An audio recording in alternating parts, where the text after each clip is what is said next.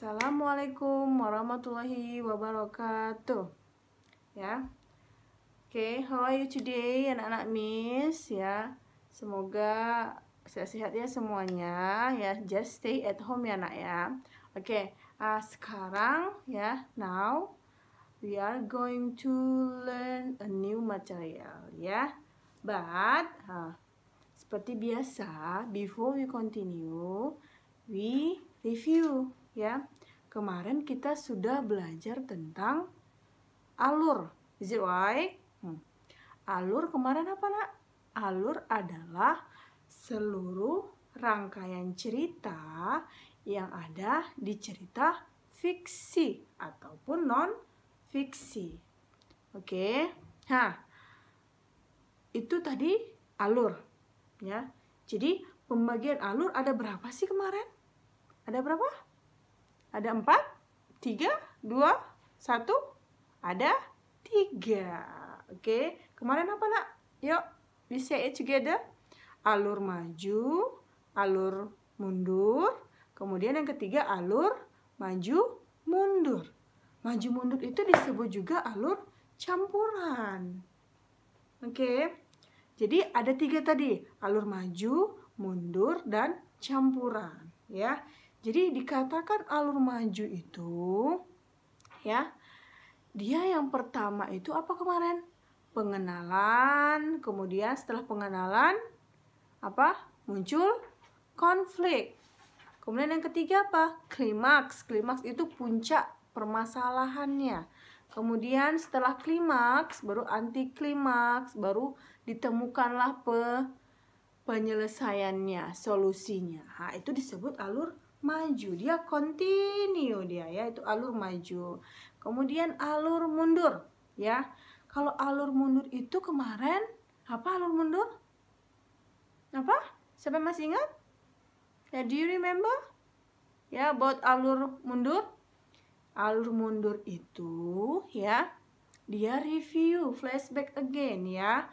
Flashback about masa lalu, masa lampau. Jadi permasalahan yang ada di masa lampau itu ya, itu menjadi awal cerita ya, awal cerita di dalam sebuah cerita fiksi ya. Oke. Itu tadi disebut alur mundur ya. Kemudian campuran, berarti keduanya ada, maju dan mundur ya, future and past. Okay, I think you have understood ya. Okay, now we continue ya. Okay, in your textbook ya, there is a text ya, there is a text page. Wait ya, I see ya, 124. That is about belajar kelompok ya, belajar kelompok.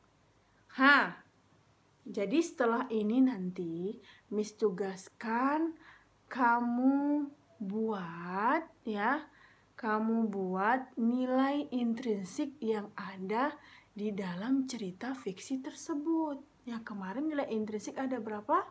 Yang pertama apa? Tema, tokoh, alur, latar, gaya bahasa, kemudian pesan ya, atau amanat ya, pesan moral atau amanat ya. Tapi untuk kali ini ya, kamu buat alurnya saja ya. Kamu buat teks di halaman 124 itu termasuk alur jenis apa ya? Alur majukah, alur mundurkah, atau campuran? Jadi kalau dia alur maju, what sentence, what statement yang menunjukkan dia alur maju? Kamu analyze yang mana pengenalannya, yang mana dia apa setelah pengenalan? Muncul konflik, kemudian mana klimaksnya, anti klimaks, dan penyelesaiannya. Itu kalau teks halaman 124 itu alur maju. Begitu juga dengan alur mundur. Nah, dari teks itu kenapa dia disebut alur mundur? Nah, kamu catat di buku tulis ya. setelah kamu buat alurnya itu, sebelumnya pasti kamu harus sudah membaca teks tersebut. Teksnya tentang apa, Nak? Belajar kelompok. Oke, kita bahas dulu isi teksnya ya. Oke, belajar kelompok ini apa sih belajar kelompok? Belajarnya gimana sih? Satu orang? Atau just individu? Atau cuma 2 orang? Atau gimana? Jadi dari kalimatnya saja belajar kelompok itu kan berarti lebih dari 1. Ya, udah sering ya kita belajar kelompok, udah sering kita tugaskan kalian untuk belajar kelompok ya, atau membahas tentang sebuah teks ya. Nah, jadi belajar kelompok ini kan anggotanya lebih dari 1 ya. 3, 4, 5. Nah, misalnya ya kan kayak kemarin kita kemarin praktek praktek IPA Science ya kan, dalam membuat rangkaian listrik kemarin ya. Itu kan belajar kelompok. Ya, jadi kalau misalnya kita belajar kelompok, itu yang paling utama apa, Nak? Apa yang paling utama? Biar supaya tujuan kita bersama itu, tujuan anggota kelompoknya itu tercapai. Apa yang pertama itu? Yang paling penting. Oke, that's right. Persatuan dan kesatuan. Jadi kalau anggota kelompoknya tadi tidak bersatu, atau kalian tidak bersatu, tidak ada yang membawa bahan-bahan prakteknya, nah gimana mau praktek? Nah, jadi pentingnya persatuan dan kesatuan ya. Jadi tadi belajar kelompok tadi kan tentang teks ya, tentang bahasa Indonesia. Jadi yang paling penting dalam belajar kelompok itu adalah persatuan dan kesatuan. Oke. Miss mau tanya nih, persatuan kesatuan itu ya bunyi Pancasila sila keberapa? Sila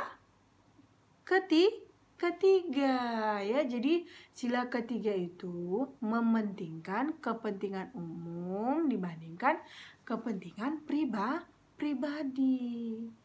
Oke. Nah, jadi tadi Miss katakan sebelumnya bahwa persatuan kesatuan itu sangatlah penting, bukan hanya dalam belajar, Nak. Ya, dalam belajar misalnya dalam diskusi, dalam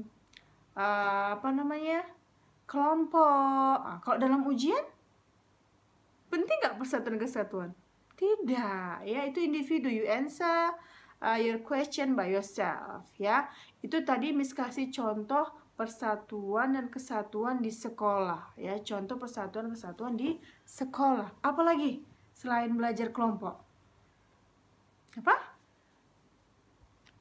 Oke, good. Ya, melaksanakan piket. Is it right? Piket setiap hari. Jadi harus bersatu. Ya, sama-sama membersihkan kelas. Jadi kalau kita bersatu, kalau kalian bersatu, bekerja sama dalam membersihkan kelas itu otomatis ya kerjaannya cepat selesai. Apalagi selain mengerjakan piket? Upacara bendera. Jadi upacara bendera juga, Nak, salah satu contoh persatuan kesatuan ya yang ada di sekolah. Jadi kalau kita melaksanakan atau mengikuti persatuan kesatuan ya, ini mewujudkan rasa nasionalisme kita ya. Oke, jadi persatuan dan kesatuan itu bisa dilakukan di sekolah. Di mana lagi? Di masyarakat, apalagi di mana lagi? Di rumah ya. Oke, jadi ada 3 di sekolah, di masyarakat, dan di rumah. Kita bahas di masyarakat nih ya. Di masyarakat ya, apa contohnya? Gotong royong misalnya membersihkan lingkungan ya kan, membersihkan selokan, membersihkan parit. Jadi gotong royong adalah salah satu cara untuk meningkatkan rasa persatuan kesatuan di masyarakat. Oke. Kalau contoh di rumah, apa contohnya? Untuk meningkatkan rasa persatuan apa? Saling membantu ya, saling membantu. Misalnya your mom ya need your help ya, you have to help your mother. That is salah satu cara meningkatkan persatuan dan kesatuan ya. Jadi kalau kita bersatu nak ya, kemarin kan sudah Miss katakan kalau seperti lidi, tuh lidi tahu lidi sapu lidi, kalau satu dia kan nggak bisa nyapu halaman kan. Jadi kalau dia lidinya banyak ya, banyak lidinya, jadi itu bisa berfungsi untuk bisa menyapu halaman. Begitu juga dengan kita semua, kita harus bersatu ya, bersatu bersupaya ya, misalnya tadi dalam pekerjaan ya, bersupaya pekerjaan itu terasa lebih ringan ya. Oke, jadi kemarin ada 3 kemarin ya, ada 3 cara untuk meningkatkan rasa persatuan dan kesatuan. Pertama apa kemarin? Dengan cara apa? Oke, goyang ini Miss ya. Wait ya. Oke, yang pertama dengan cara apa? Dengan menumbuhkan rasa apa kemarin? Rasa kekeluargaan ya. Jadi dengan menumbuhkan sikap rasa kekeluargaan ya. Maksudnya kekeluargaan itu kemarin apa? Saling tolong menolong, saling mengasihi, banyak ya nak ya. Oke, saling menghargai, itu sikap kekeluargaan. Itu contoh yang pertama ya, contoh sikap yang harus kita tanamkan untuk meningkatkan rasa persatuan dan kesatuan. Yang kedua apa? Gotong royong. Ya itu tadi sudah kita bahas ya, sudah Miss jelasin tadi ya, gotong royong ya. Kenapa kita harus gotong royong? Untuk meringankan pekerjaan. Tapi bukan ujian ya. Kalau ujian kerjain masing-masing. Oke, yang ketiga apa? Musyawarah. Ya, maksudnya apa di sini musyawarah kemarin? Misalnya pemilihan ketua kelas kemarin Miss contohkan ya kan? Jadi kita bermusyawarah ya, bermusyawarah bersama-sama dalam membuat keputusan siapa leader, who's the leader ya. Jadi siapa ketua kelas yang pantas ya menjadi ketua kelas ya. Kemarin misalnya waktu pemilihan ketua kelas kemarin kita dengan cara voting ya kan, dengan cara pemungutan suara. Jadi kalau misalnya dalam musyawarah itu ya, misalnya kita selain memilih ketua kelas, kita misalnya menentukan piket ya, menentukan piket harian ya. Di dalam musyawarah itu kamu bisa give your opinion ya, give your opinion. Miss, saya bisa nggak hari Jumat piketnya? Oke, boleh ya. Jadi dalam musyawarah itu anggota musyawarah kita semua bisa bebas mengungkapkan pendapat ya, pendapatnya dengan sopan. Jadi yang lain, anggota yang lain ya berkewajiban untuk mendengarkan ya. Oke, setelah kita putuskan ya tadi siapa leadernya ya, jadi semua anggota harus menerima keputusan ya, apapun itu keputusannya. Jadi semua anggota yang ada di musyawarah, yang mengikuti musyawarah harus menerima keputusan ya. Oke, itulah dia tadi musyawarah. Jadi ada 3 ya sikap yang harus kita tanamkan agar rasa persatuan kesatuan kita semakin meningkat. Tadi kekeluargaan, gotong royong dan musyawarah. Oke? Paham sampai di sini? Paham lah ya. Oke, ini kayaknya kemarin udah Miss review nih ya. Oke, sekarang now I give you an assignment. Look at your textbook page 124. Kamu tentukan itu termasuk alur apa. Ya. Jenis alur apa dari yang ketiga. Ya. Oke. Dari yang ketiga kita bahas hari ini dan kemarin. Oke? Paham ya? Oke. I think enough for today. Okay. If you have a question, you can ask me in our group. Oke, Assalamualaikum warahmatullahi wabarakatuh.